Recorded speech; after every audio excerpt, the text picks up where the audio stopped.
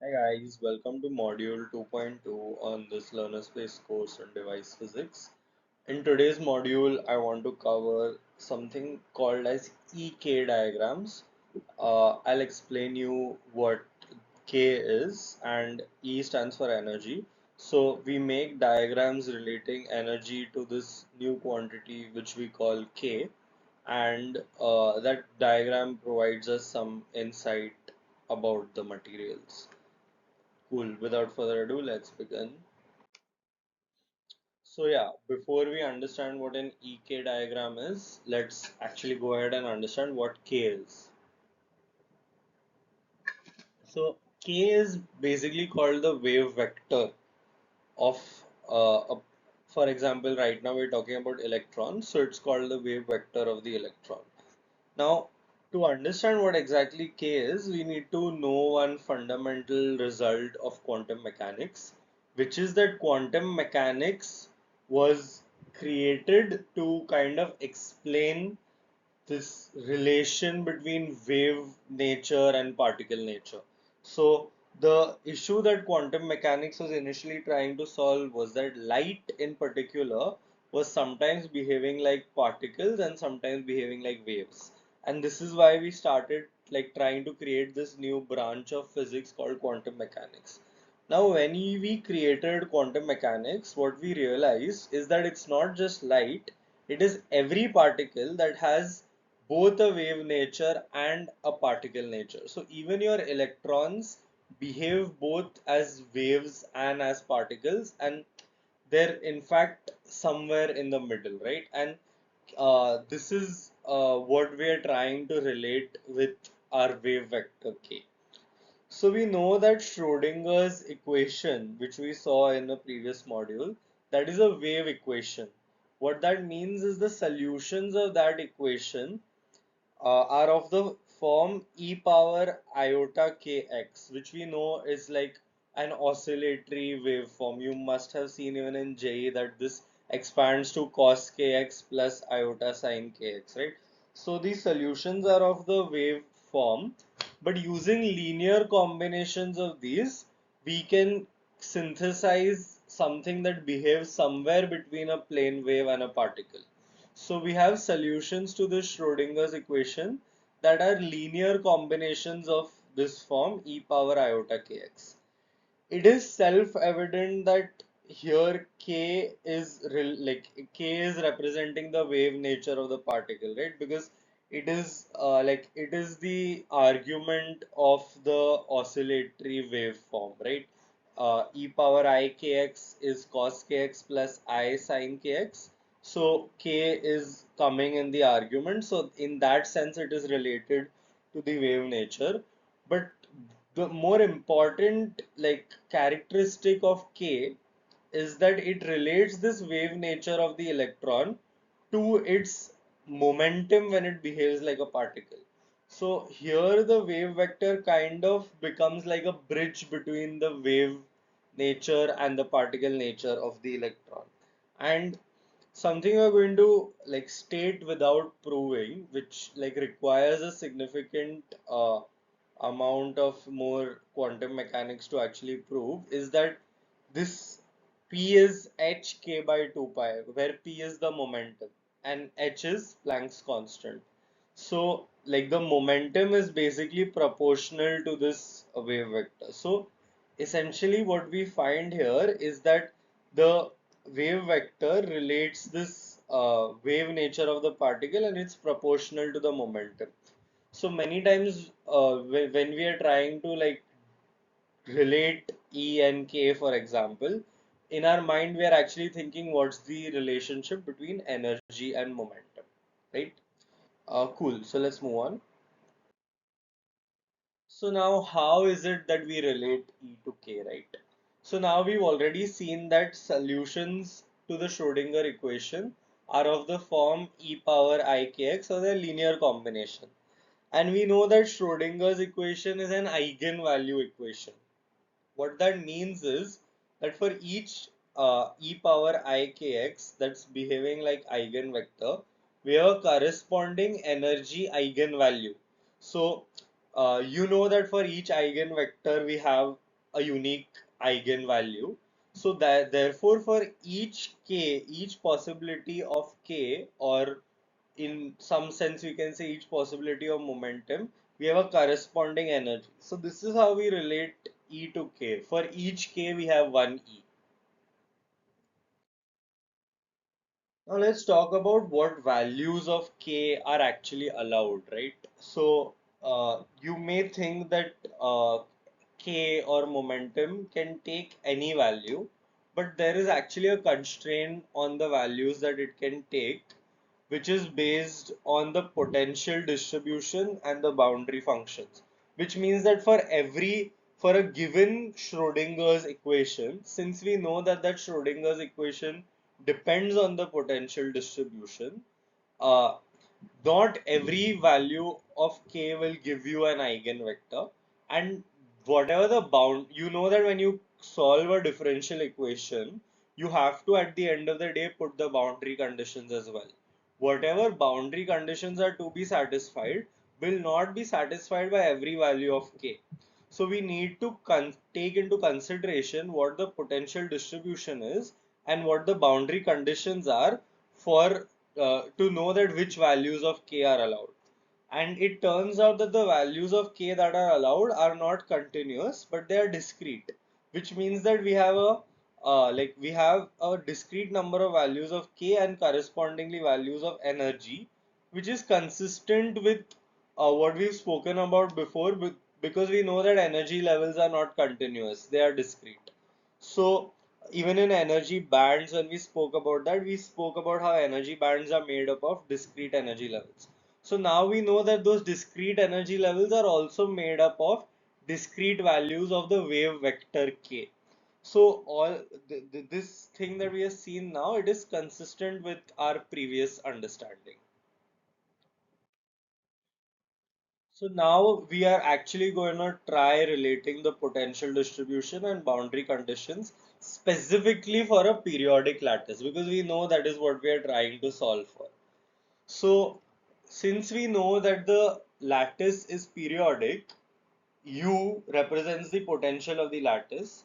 We know that the potential, basically the basic concept of a periodic lattice is that every point should have the same environment. So if I look at the lattice from any point and I make a measurement, it should not be different from any other point, the measurement that I make.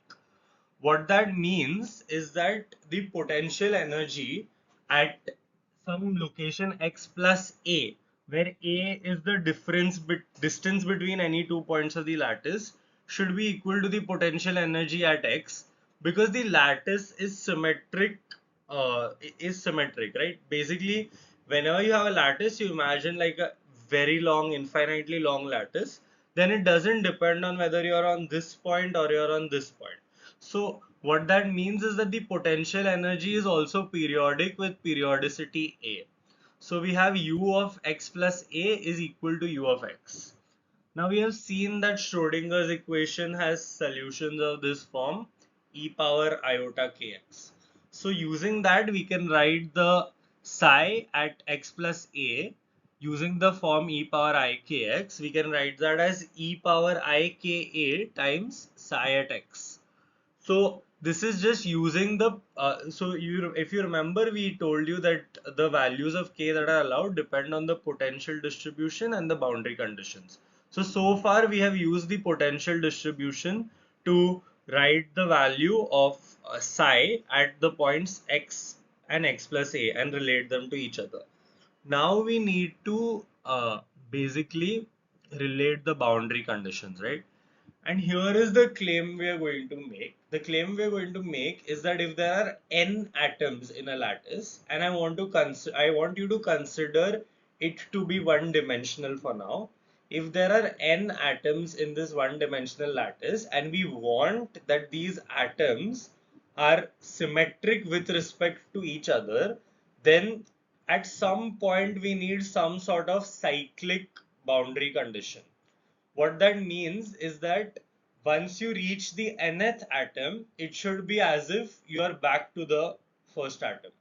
Why that is the case is because we want all atoms to appear same as each other. If there are atoms that are appearing different to each other, that means that our lattice is not periodic, and which is why we claim that psi of x plus Na should be equal to psi of x. And like we're going to diagrammatically try to justify this in the next slide. So if you look at this figure on your bottom right, it's like we have drawn a ring, right? So on a ring, if you take any 2 points, the neighborhood of those 2 points are equivalent. What that means is that this ring can analog to a lattice because essentially every point is the same. Whereas if you just take a long line of n points, that does not correspond to a lattice because every point is different from the other points. This is the justification for the claim that after psi of x plus Na should be equal to psi of x, because it's like the analogy to this is like the ring where when you traverse all the n atoms, you're back to where you started, because this is the kind of distribution you need to have for something to be periodic. So I also want you to note that this does not mean that lattices look this way or they have this ring-like structure. It just means that our mathematical model for a lattice behaves like this, and this ring-like structure is just to give you that intuition. So now we know that psi of x plus Na is supposed to be equal to psi of x. And from the last slide, we saw how we can relate psi of x plus a, right? So we'll just use that same result. And what we get from that is basically that e power iota kna should be equal to 1 because they should be equal.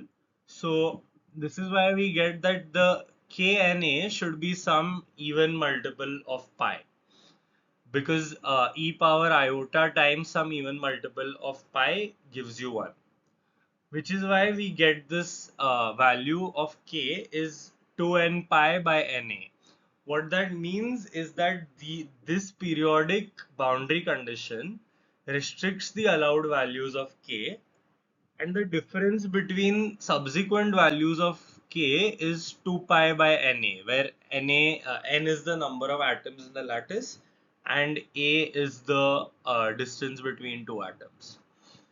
Now, because we know that like k repeats after basically we after you cross n equal to capital N, k will again start repeating based on the like periodicity.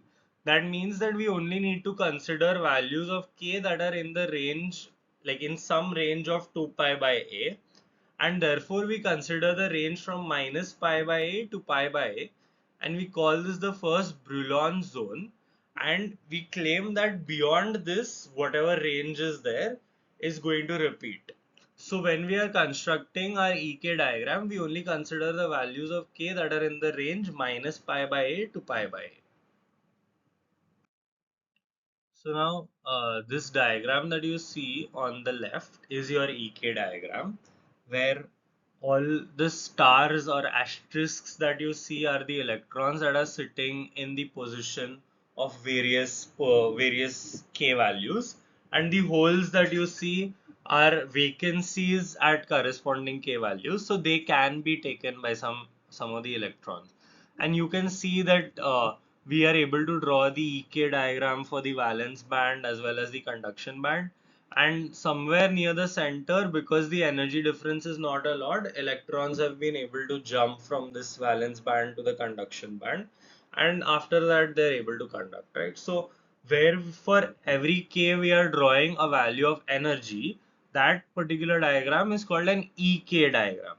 Now I want to differentiate these three different types of diagrams, which are EK diagram, energy bands, and band diagram. So what we see on the top right, which is also what we've seen in previous modules, is we've seen that these basically we draw these energy bands and then we fill up those bands, right? Now, the energy band is just to show which bands are full and which bands are empty. It does not have any value on the x-axis which you're comparing it against. So in all these three diagrams, the energy bands don't have any value on the x-axis that you're comparing against. You're just checking whether some band is full or some band is empty. Let's compare that to the EK diagram, right? On the EK diagram, you clearly have energy on the x-axis and K or correspondingly energy on the y-axis, I beg your pardon, and K or correspondingly momentum on the x-axis. What that means is that you're basically plotting energy against K. And the final diagram that I want to bring your attention to is the one that's kind of on below on the right, where I have in red I have drawn EC and in blue I have drawn EV. And this is the band diagram of of a material. And what is different about the band diagram is that I'm drawing the various energy levels that exist, but I'm drawing it against X, or I'm drawing it against the position in the material. What that basically means is that you're basically drawing how the different energy levels are behaving with respect to the material as you move along the material, and you're able to see that, oh, there's some energy change here, maybe the electrons move towards the lower energy from here, so on and so forth. So you're able to see how the electrons are likely to move through the material.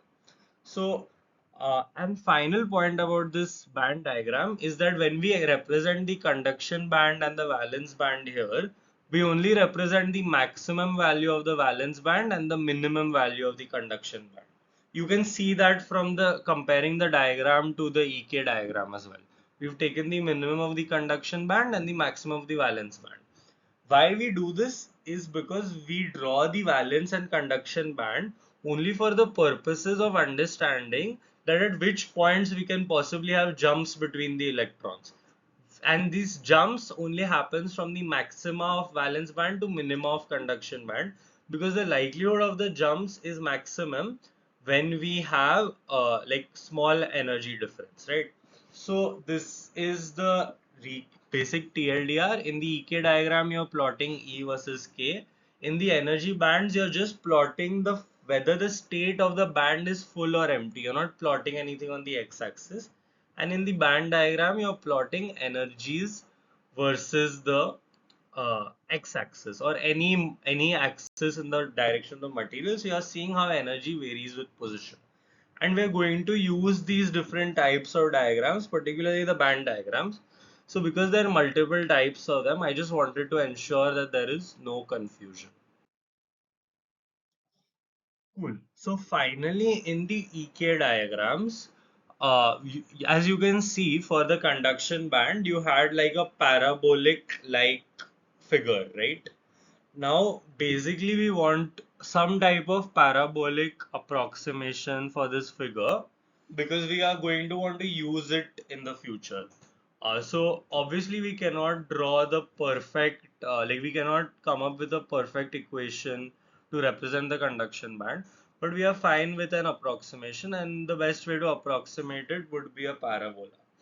Now, the way we do the parabolic approximation is we call EC the minimum value, and then we take some square dependence on K.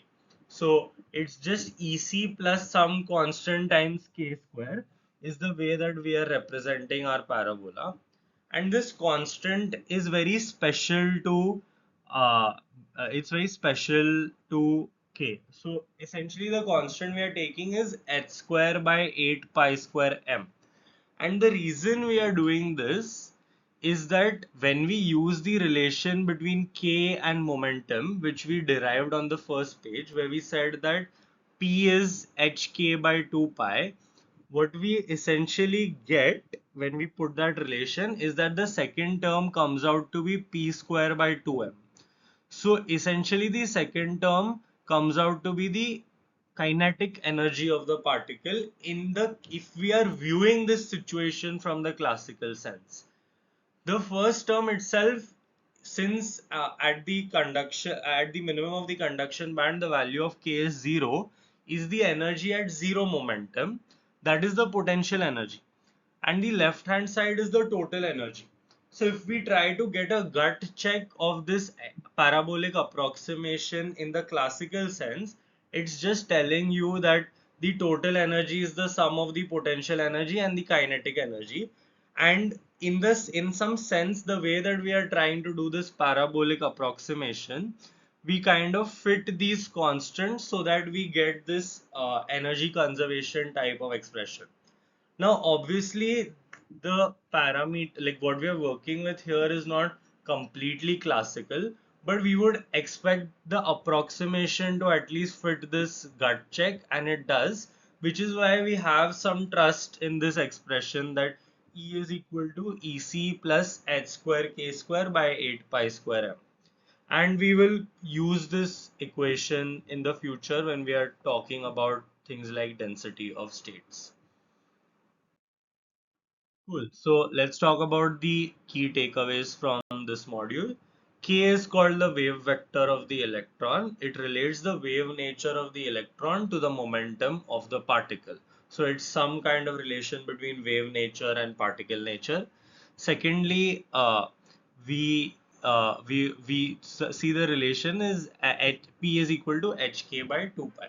Secondly, we see that solutions to Schrodinger's equation are of the form e power iota kx, and each such eigenvector of the form e power iota kx has a corresponding energy eigenvalue. This relates E and K.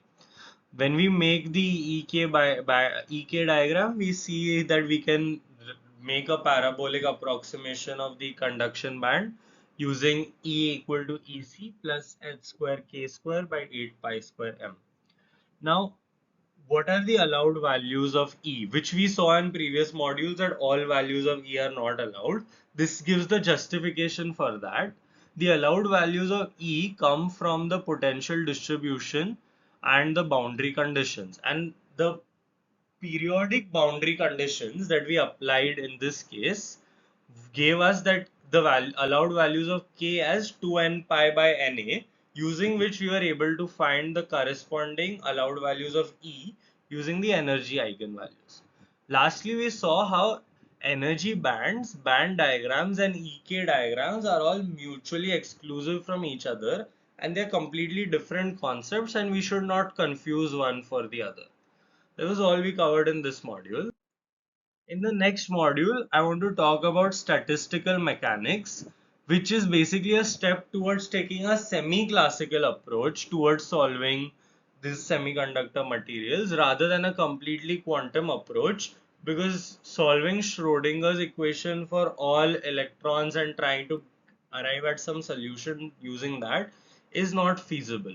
So that's what we're going to cover in the next module.